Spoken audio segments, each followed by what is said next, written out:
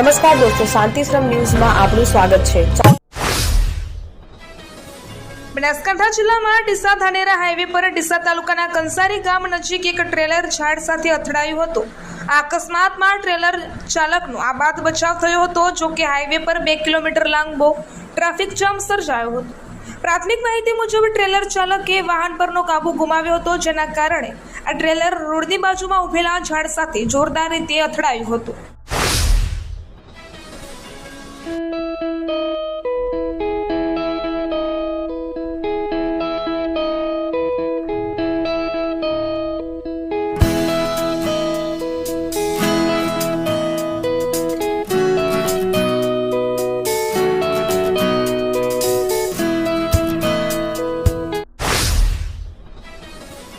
Banaskantha local crime બ્રાન્ચે Panthawada નજીકથી રાજસ્થાનમાંથી ગુજરાતમાં ઘુસાડાતો 1.13 કરોડથી વધુની કિંમતનો વિદેશી દારૂનો જથ્થો ઝડપી પાડ્યો છે।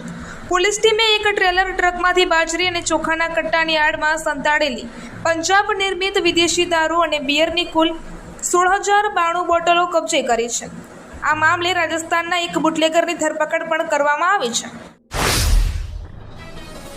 પાલનપુર નગરપાલિકાના પ્રમુખ અને ઉપપ્રમુખની ચૂંટણી આવતીકાલે 19 મે 2026ના રોજ યોજાશે। પ્રથમ 2.5 વર્ષના કાર્યકાળ માટે યોજાનારી આ ચૂંટણીમાં ભાજપનો કબજો નિશ્ચિત મનાઈ રહ્યો છે, કારણ કે પ્રમુખ પદ સામાન્ય મહિલા માટે અનામત રાખવામાં આવ્યું છે અને ભાજપ પાસે સ્પષ્ટ બહુમતી છે। આ ચૂંટણી પ્રક્રિયા પાલનપુર નગરપાલિકા કચેરી ખાતે બપોરે 12 વાગે શરૂ થશે। નગરપાલિકાના નાયબ કલેક્ટર અને 88 કલેક્ટરના અધ્યક્ષસ્થાને આ બેઠક યોજાશે। ગુજરાત નગરપાલિકા અધિનિયમ 1963ની કલમ 32 મુજબ ચૂંટાયેલા સભ્યોની સામાન્ય સભા બોલાવવામાં આવી છે। આ બેઠકમાં ફક્ત પ્રમુખ અને ઉપપ્રમુખની ચૂંટણીની જ કાર્યવાહી કરવામાં આવશે। ભેસાણ દિયોદર મુકામે અખિલ અજાણા ચૌધરી મહિલા સશક્તિકરણ સંમેલન 2026નું આયોજન કરવામાં આવ્યું હતું। આ કાર્યક્રમમાં વ્યસન મુક્તિ, શિક્ષણ અને સંસ્કાર પર વિશેષ ભાર મૂકવામાં આવ્યો હતો, જેમાં દીકરા દીકરી બંનેના શિક્ષણ માટે સંકલ્પ લેવાયો હતો। આ સંમેલનનું મુખ્ય આકર્ષણ મખાણું દિયોદર ગામના મૂળ અને હાલ સાંકળ નિવાસી 1008 સીતાબાઈજીની પવિત્ર ઉપસ્થિતિ રહી હતી। સમાજની નોકરી કરતી બહેનો દ્વારા સમગ્ર આયોજન, સંકલન અને વ્યવસ્થા સંભાળવામાં આવી હતી। દિયોદર તાલુકાના સોની ગામે ગઈકાલે 17 મેના રોજ એક યુવક અને યુવતીના મૃતદેહ ઝાડ પર લટકતી હાલતમાં મળી આવ્યા હતા। આ ઘટનાથી સમગ્ર પથકમાં ચકચાર મચી ગઈ છે। આ ઘટનાની જાણ થતાં જ સોની ગામમાં હડકંપ મચી ગયો હતો। ગ્રામજનોએ તાત્કાલિક દિયોદર પોલીસને જાણ કરી હતી। આ મામલાની ગંભીરતાને ધ્યાનમાં રાખીને દિયોદર પોલીસ તાત્કાલિક ઘટના સ્થળે પહોંચી હતી। પોલીસે મૃતદેહોનો કબજો લઈ દૂધની રેફરલ હોસ્પિટલ ખાતે પોસ્ટમોર્ટમ માટે મોકલ્યા હતા। દિયોદર પોલીસે આ મામલે તમામ પાસાઓ ઉપર ઊંડાણપૂર્વક તપાસ હાથ ધરી છે। પાટણ નગરપાલિકાના નવા પ્રમુખની ચૂંટણી આવતીકાલે યોજાશે। પ્રથમ 2.5 વર્ષ માટે પ્રમુખ પદ બક્ષીપંચ મહિલા માટે અનામત હોવાથી ભાજપની 7 મહિલા નગરસેવિકાઓમાંથી કોના સિરે તાજ પહેરાવશે તે અંગે ઉત્સુકતા પ્રવર્તી રહી છે। ભાજપના શાસન બાદ નવા સુકાનની પસંદગી પ્રક્રિયાને લઈને શહેરીજનોમાં આતુરતા જોવા મળી રહી છે। પ્રમુખ પદ માટે બક્ષીપંચ સમાજની મહિલા નગરસેવિકામાં સ્પર્ધા જામી છે। Simco sunlight paints, Simco sunlight paints કવિન સાફ્ટર મશીનથી કલર બનાવનાર નવીન ઘરને સુશોભિત કરવા એકવાર અવશ્ય મુલાકાત લો। Simco sunlight paints, Simco sunlight pants.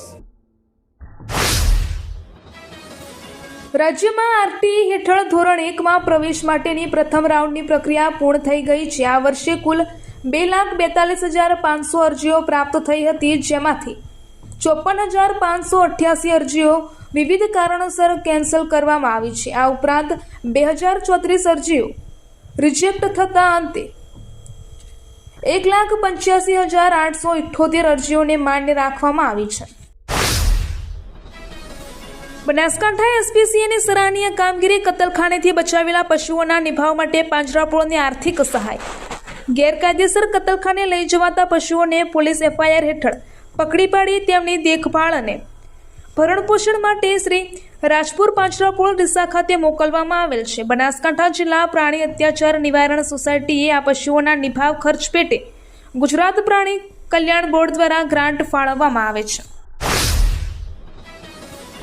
ગુજરાતમાં પડી રહેલી આકરી ગરમીના પ્રકોપમાં દિવસે ને દિવસે સતત વધારો થઈ રહ્યો છે. છેલ્લા 24 કલાકમાં જ રાજ્યના સરેરાશ તાપમાનમાં 2 ડિગ્રી સુધીનો નોંધપાત્ર વધારો નોંધાયો છે. રાજ્યના મુખ્ય 6 શહેરોમાં મહત્તમ તાપમાનનો પારો 42 ડિગ્રી સેલ્સિયસથી ઉપર નોંધાયો છે, જેમાં 44.5 ડિગ્રી તાપમાન સાથે સુરેન્દ્રનગર સતત બીજા દિવસે પણ રાજ્યનું સૌથી ગરમ શહેર નોંધાયું છે. આ ઉપરાંત અમદાવાદ, રાજકોટ અને ગાંધીનગરમાં ગરમીનો પારો 43 ડિગ્રીને પાર પહોંચી ગયો છે. સુરત શહેરમાં સામાન્ય કરતાં 6.2 ડિગ્રી વધુ તાપમાન નોંધાતા નાગરિકોએ તીવ્ર હીટ વેવનો અનુભવ કર્યો હતો. સુરતની જેમ જ ડીસામાં 5.8 ડિગ્રી, દીવમાં 3.6 ડિગ્રી અને ભુજમાં 3.4 ડિગ્રી તાપમાન સામાન્ય કરતાં વધુ નોંધાયું હતું.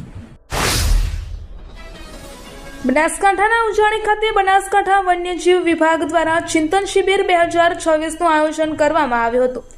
આ શિબિરમાં વિભાગના વડા, નાયબ વન સંરક્ષક શ્રી, બંને મદદનીશ વન સંરક્ષકશ્રીઓ, તમામ પરિક્ષેત્ર વન અધિકારીશ્રીઓ તેમજ ફોરેસ્ટ સ્ટાફે ઉત્સાહભેર ભાગ લીધો હતો. આ શિબિર દરમિયાન બનાસકાંઠા નાયબ વન સંરક્ષક શ્રી દ્વારા આગામી વર્ષમાં ગુજરાત સરકારશ્રી તથા વન અને પર્યાવરણ વિભાગ દ્વારા નિર્ધારિત કરાયેલા રોડમેપ અંગે વિગતવાર માર્ગદર્શન આપવામાં આવ્યું હતું.